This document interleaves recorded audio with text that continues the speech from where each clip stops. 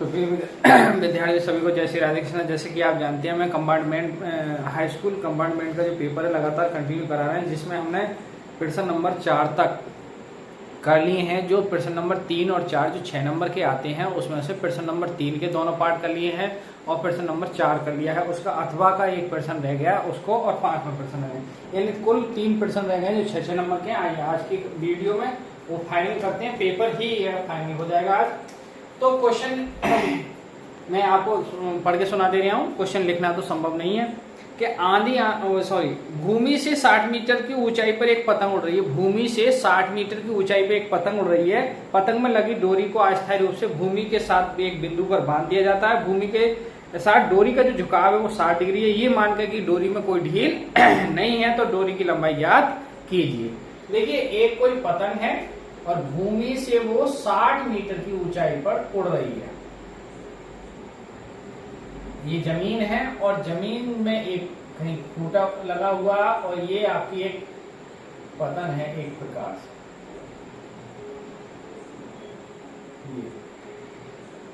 ठीक है, ये पतंग है और इस पतंग की लंबाई, पतंग जो है वो क्या है, क्वेश्चन के 60 अंश का कोण बना रही है भूमि से।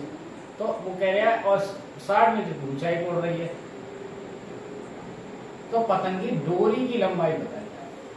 तो डोरी की लंबाई यदि मैं x मान लूं, तो ये x का मान मुझे बता के देना है। आइए इसको हम देखते हैं। समकोण त्रिभुज ABC में, ABC में हमारा जो BC tan हम लगा देंगे साइन लगाएंगे साइन 60, और साइन बराबर क्या होता है, लंब बटे कर्ण।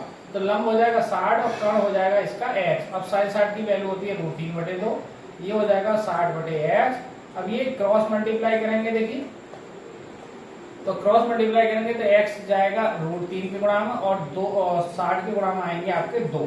अब ये √3 बटे में जाएगा तो x की वैल्यू हो जाएगी 60 × 120 हो जाएंगे ये, और बटे में √3 का परमेकरण करेंगे हम, तो 120/√3, और √3 से ऊपर नीचे क्या है हम गुणा कर देंगे। तो देखिए 120/√3 और 3 हो जाएंगे, 3 से भाग करेंगे, 3 × 4 = 12, तो 40√3 मीटर आ जाएगा। यानी आता लिख सकते हो, आता डोरी की लंबाई, डोरी की जो लंबाई है जिसमें जो पतंग बंध रही है, वो डोरी की लंबाई कितनी आई, 40√3 मीटर। ये क्वेश्चन 6 नंबर का है। देखिए बढ़िया क्वेश्चन था और इसको हमने कंप्लीट कर दिया है। आइए बढ़ते हैं आप क्वेश्चन नंबर अंतिम प्रश्न की ओर, जो इसमें 2 खंड हैं। 5वां प्रश्न है, इसमें 2 खंड है, एक अथवा का और एक प्रश्न है।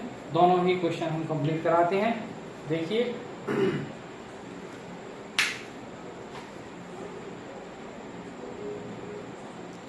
आइए देखते हैं question number 5। Question number 5 question इस प्रकार है, यदि 24 सेमी ऊंचाई और 20 सेमी व्यास की लकड़ी के बेलन में से एक उसी आधार और उसी ऊंचाई का एक समप्रकार खोल काट कर निकाल दिया जाता है, तो शेष ठोस का आयतन और संपूर्ण पृष्ठ ज्ञात कीजिए। देखिए चित्र इसका इस तरीका से होगा, एक बेलन है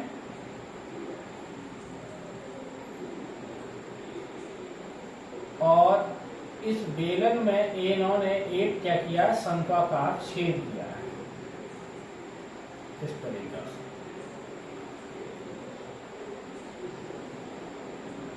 अब ये कह रहे हैं इसकी जो हाइट है वो दे रहे हैं 24 सेमी। कितनी, 24 सेमी। अच्छा, और इसका जो आधार का व्यास है वो है आपका 20 सेमी, 20 सेमी। तो अब इसमें आयतन और संपूर्ण पृष्ठ इसका पूछ रहे हैं, तो आइए इसका हल देखते हैं। तो बेलन की ऊंचाई, बेलन की ऊंचाई कितनी है, 24 सेमी। अब बेलन की ऊंचाई 24 सेमी है, तो शंकु की भी ऊंचाई यही होगी। शंकु की ऊंचाई 24 सेमी होगी। अब बेलन का व्यास, व्यास कितना दे रखा है, 20 सेमी। व्यास होता है 2r, 20 सेमी है। तो यहाँ से जो त्रिज्या निकालेंगे हम r, वो हमेशा व्यास की आधी होती है, तो कितना आ जाएगा 10 सेमी। तो जब बेलन की त्रिज्या आएगी तो शंकु की भी त्रिज्या इतनी होगी।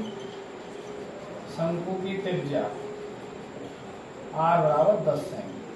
अब हम शंकु की तिर्यक ऊंचाई निकालेंगे। शंकु की तिर्यक ऊंचाई, तो तिर्यक ऊंचाई का सूत्र आप जानते हैं क्या होता है, एल स्क्वायर बराबर R square plus H square. यहाँ से एल स्क्वायर आर की जगह वो 10 है और एच की जगह 24 है, तो 10 का वर्ग 100, 24 का वर्ग 576, जुड़ के जो है वो 676 हो जाएंगे, और ये 26 का वर्ग है।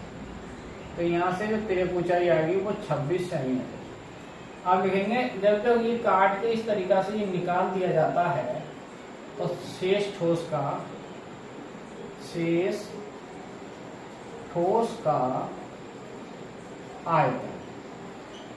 आयतन एक बटे, देखिए बेलन के आयतन में से यानी पाई आर स्क्वायर एच में से 1/3 पाई आर स्क्वायर एच का मत है।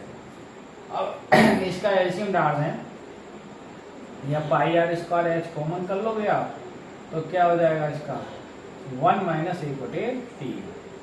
3 एकम 3 में से 1 जाएगा, तो ये 2/3 पाई की जगह 22/7 रख देंगे, आर की जगह 10 × 10 रख देंगे, और ऊंचाई की जगह क्या रख देंगे हम 24। पाई की जगह पाई रख देंगे प्लान में, तो 3 से 24 कट जाएंगे 8 बार, तो 2 पाई और ये 10 का वर्ग 100 हो गया, और ये 8 दूनी 16, और 1600 पाई cm घन सेमी आ जाएगा इसका आयतन। यानी जो आयतन है इसका ठोस का वो हो जाएगा 1600 पाई घन सेमी। लेकिन इसमें जो है एक और पूछा गया है, इसका संपूर्ण पृष्ठ और पूछा गया है, तो इसका सेकंड पार्ट में, ये फर्स्ट पार्ट हो गया एक प्रकार से, तो संपूर्ण पृष्ठ में इसका पूछा गया है। ये पहले आप ये नोट कर लो, मैं संपूर्ण पृष्ठ और निकाल किसका दिखाता हूँ फिर।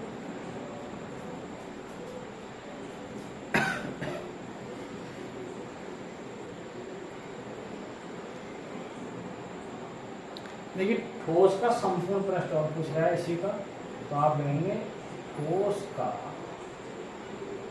संपूर्ण पृष्ठ।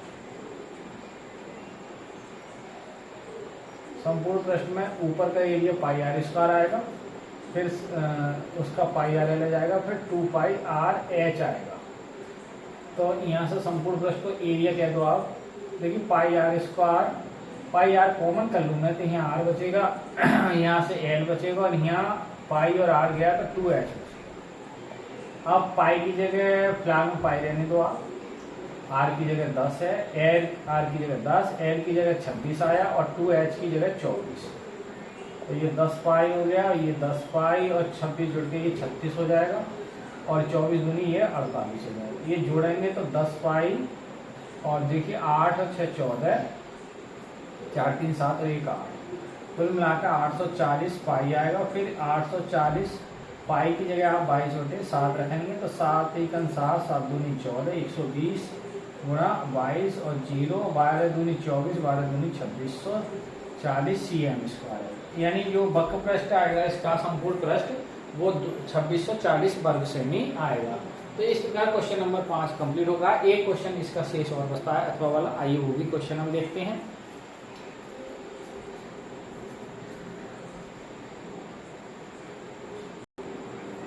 एक क्वेश्चन कह रहा है कि ऊपर का भाग जो है वो बेलनाकार, तंबू के नीचे का भाग लंबवृत्तीय बेलनाकार है और ऊपरी भाग शंक्वाकार है, और यदि तंबू के आधार का व्यास 14 मीटर है, ये 14 मीटर दे रखा है, आधार का व्यास 14 मीटर, बेलनाकार भाग की ऊंचाई 5 मीटर है और संपूर्ण ऊंचाई 14 मीटर है। टोटल ऊंचाई 14 मीटर है यहाँ से लेकर यहाँ तक की।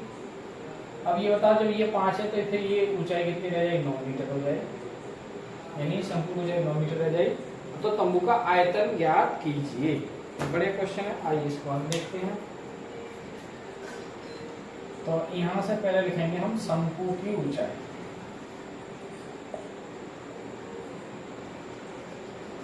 तो शंकु की ऊंचाई को स्मॉल h मान लो या कैपिटल H मान लो।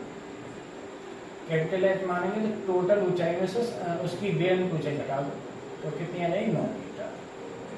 अब शंकु की त्रिज्या, तो शंकु की जो त्रिज्या होगी वो व्यास की आधी, व्यास 14 तो 14 की आधी कर दो, 7 मीटर हो जाएगी। अच्छा बेलन की ऊंचाई, बेलन की जो ऊंचाई होगी वो स्मॉल एच मान लो 5 मीटर है, और बेलन की त्रिज्या और शंकु की त्रिज्या दोनों का आधार 1 है, इसलिए दोनों की त्रिज्या 1 होगी, यानी 7 मीटर। अब ठोस का, इसे तंबू कहा है इन्होंने, तो तंबू का आयतन पूछ रहे हैं ये, तंबू का आयतन। अब तंबू के आयतन में ऊपर कौन है, देखो शंकु, तो शंकु का शून्य आयतन लग जाएगा 1/3 पाई आर स्क्वायर कैपिटल एच, और नीचे बेलन है तो बेलन का लग जाएगा पाई आर स्क्वायर स्मॉल एच। अब यहाँ से देखिए पाई आर स्क्वायर समान है, कॉमन हो जाएगा, तो ये h/3 आ जाएगा और यहाँ h रहेगा। और पाई की जगह फिलहाल में पाई, आर की जगह जब मान रखना चाहें तो पाई की जगह 22/7 और आर की जगह 7/7। एच की जगह, कैपिटल एच की जगह देखिए 9 है, 9/3, और स्मॉल एच का मान जो है वो 5 है। तो ये 7 से 7 करेंगे तो 22 की गुणा 7 से, यानी 22 गुणा 7, और ये 3 से 3 बार करेंगे, 3 + 5, 22 × 7 = 154, और ये हो जाएंगे आपके 8 गुणा करेंगे 8 × 4 = 32, 8 लगे 3, 8 8 × 4 = 3, 8 में 40 3 देता है 4, 8 4 12। तो ये आ जाएगा आपका घन मीटर, वॉल्यूम को कहते हैं वी। तो इस क्वेश्चन नंबर जो 5 में था उसके अथवा का क्वेश्चन आ गया, इसका आयतन पूछा था, ऊपर से शंक्वाकार है, नीचे से बेलनाकार है, तो इसका हमें आयतन पूछा था, तो वो आयतन जो है वो 1232 वर्ग घन मीटर आ चुका है। तो इस प्रकार जो कंपार्टमेंट का पेपर था वो आज कंप्लीट हो गया है, और आप हमारे चैनल दिव्यांश के चैनल पर बने रहिए, लाइक और सब्सक्राइब कीजिए, जिससे और भी हम जो भी और कोई समस्या है तो हम कमेंट में कमेंट करिए, उसके आपकी समस्या का निराकरण किया जाएगा। तो आज के वीडियो को यहीं विराम करते हैं। सभी को जय श्री राधे कृष्ण, जय हिंद, जय भारत।